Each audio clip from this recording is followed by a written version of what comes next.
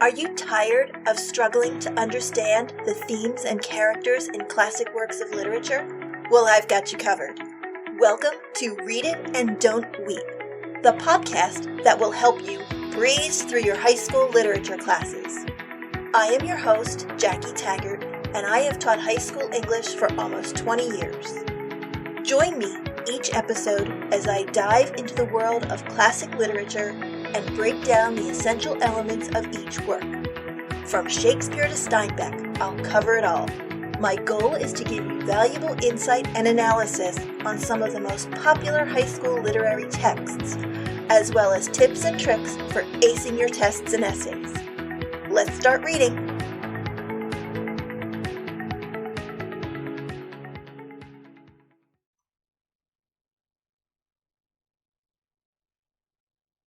Well, we have made it to Act 5. We are in the home stretch of the play, so let's get started.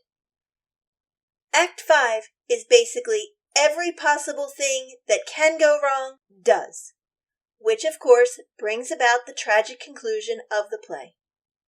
If you have not yet read up to this point in the play, it would be a good idea to get caught up with your reading and listen to my other episodes before continuing. Despite all of the tragic drama in Act 3 and 4, Act 5 opens with a feeling of optimism, as Romeo, who is now in Mantua, has a premonition of good news. Romeo is discussing a recent dream. My dreams presage some joyful news at hand. In his dream, Juliet finds him dead, but kisses him, and he awakens. It kind of sounds like a Disney fairy tale, but part of the dream does foreshadow the tragic events to come. Remember back to Act 1, when Romeo was discussing his dreams with Mercutio, and he had the premonition that he shouldn't go to the Capulets' ball because it would bring about his untimely death? Now, his dreams have the opposite effect. He feels like he is the king of the world, to reference another Leonardo DiCaprio movie, but his dream gives Romeo a false sense of hope. Essentially, these dreams relate to the play's themes of fate, destiny, star-crossed lovers, and the tragic consequences of the choices Romeo and Juliet make. Back to the action. Romeo's servant, Balthazar, arrives from Verona with news. Unfortunately, it's not the letter from Friar Lawrence, which would have explained the situation in detail. Friar Lawrence is supposed to be delivering this, but more on him in Scene 2. Balthazar tells Romeo that Juliet is dead and has been laid to rest in the Capulet tomb. Of course, Romeo believes him as he has no reason to doubt his family's servant. Overwhelmed with grief, Romeo makes a rash decision, not surprising considering all of Romeo's decisions have been rash. Rather than mourn Juliet's death, Romeo plans to reunite with her in death. Although he sees this as a triumph over fate, for the audience, this is the heart of the tragedy. Romeo plans to take his own life because he doesn't know that Juliet is going to wake up.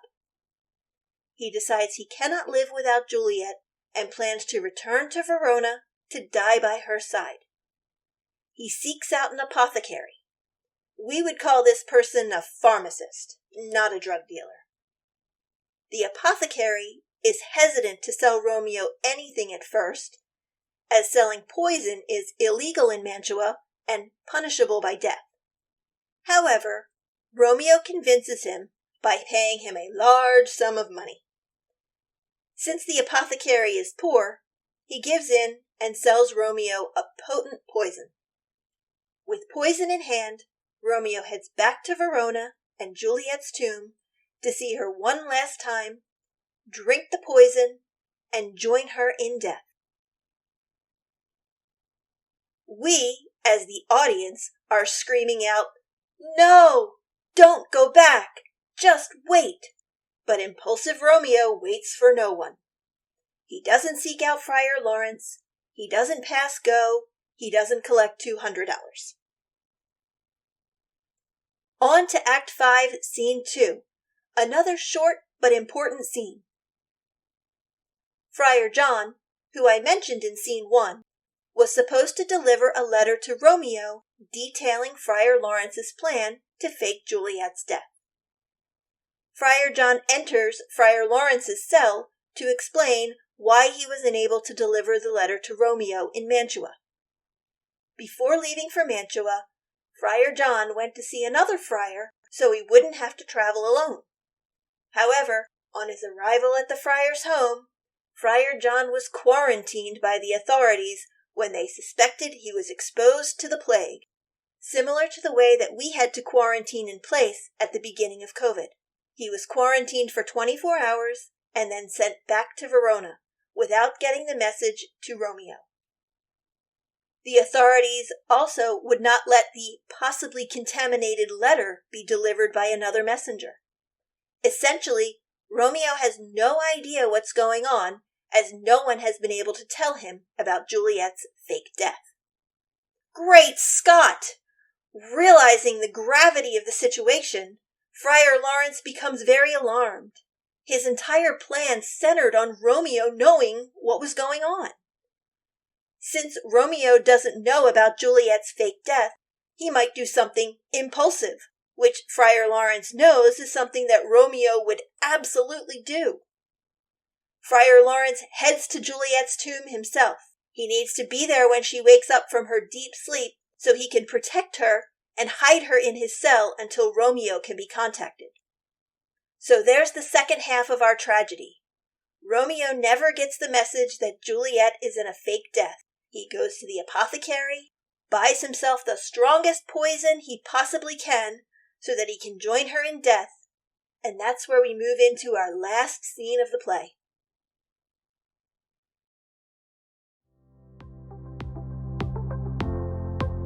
Hey teachers, hunting for some top-notch resources to go along with this podcast episode? You'll find them right in my store. A quick click on the link in the show notes gets you right there. What awaits? A stash of guided notes, note-taking aids, and assessments to use with your students. Go ahead, make the most of these resources today.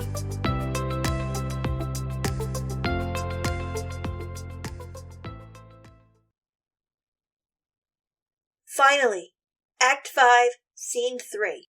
The tragic culmination of a series of unfortunate events and misunderstandings that keep our star-crossed lovers apart. This final scene takes place in the churchyard and moves into the Capulet's tomb. Paris and his page enter the churchyard because Paris has come to bring flowers and weep at Juliet's grave. He orders his page to keep watch and whistle if anyone approaches. Romeo and his servant Balthazar arrive. Romeo gives Balthazar a letter and instructs him to deliver it to his father, Lord Montague, the next day.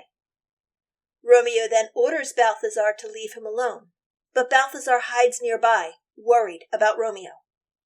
As Romeo approaches Capulet's tomb, Paris's page whistles to warn him. Paris recognizes Romeo and believes he has come to do harm to the bodies of the Capulets. They fight, and Romeo kills Paris. As Paris dies, he asks to be laid next to Juliet. Romeo then breaks into the Capulet's tomb to find Tybalt and Juliet's bodies. He mourns Juliet, believing her to be dead. In his speech, Romeo notes that death may have sucked the life out of Juliet, but not her beauty, as her lips and cheeks shine with crimson. Juliet is waking up, which is why her lips and cheeks are pinking up again. That's the dramatic irony. The audience knows Juliet is waking up, and Romeo just needs to wait. But he doesn't. He drinks the poison, kisses Juliet one last time, and dies next to her. O true apothecary, thy drugs are quick. Thus with a kiss, I die. At this point, Friar Lawrence arrives in the churchyard and speaks with Balthazar, who tells him that Romeo has been in the tomb about a half an hour. He enters the tomb to search for Romeo and Juliet. Meanwhile, after Romeo has taken the poison and died, Juliet awakens to find him dead beside her. Friar Lawrence arrives, having come to the tomb after learning that Romeo never received the letter explaining Juliet's plan. He tries to persuade Juliet to leave the tomb, but she refuses. Juliet realizes that Romeo has killed himself. She realizes that he didn't get the message that she was going to be waking back up. His lips are still warm, and she realizes that he has just killed himself and didn't leave any friendly little drop for her to join him in death. She grabs Romeo's dagger, but hears noise outside. She says, "Ya noise? Then I'll be brief. O happy dagger, this is thy sheath. There rust, and let me die."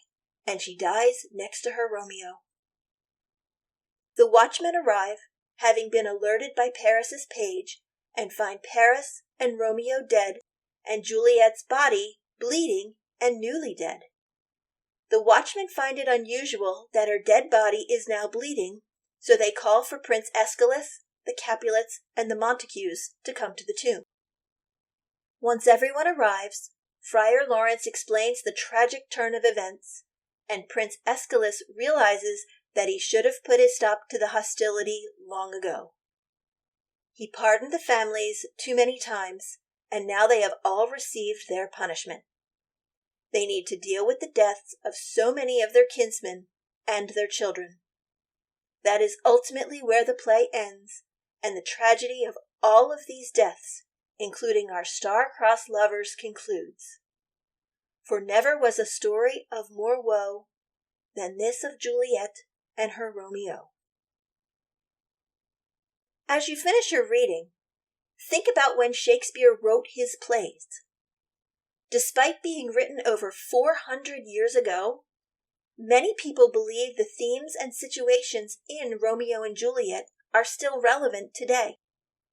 There are many modern adaptations of Romeo and Juliet, including Baz Luhrmann's version of Romeo and Juliet using the original text in a modern setting, Steven Spielberg's adaptation of West Side Story, which replaces the Capulets and the Montagues with rival gangs, the Jets and the Sharks, Romeo and Juliet, which is an animated film featuring garden gnomes, Warm Bodies, both a novel and a film, is a zombie-themed romantic comedy drawing inspiration from Shakespeare's play, Taylor Swift's song Love Story, which provides a happier ending to the play, and Romeo and Juliet, Love is a Battlefield, which is a rock musical that features the music of Pat Benatar. Why are Shakespeare's themes in Romeo and Juliet still so relatable to modern audiences? Can you think of any other modern stories, movies, books, TV shows that have elements similar to Romeo and Juliet? Explain. Take a few more minutes to jot down your ideas in your reading journal before completing the play. And there you have it, The Tragedy of Romeo and Juliet by William Shakespeare. I hope you enjoyed this series. If so, please subscribe to my show so you will be notified of new episodes. Tune in next time when I begin discussing a new piece of classic literature.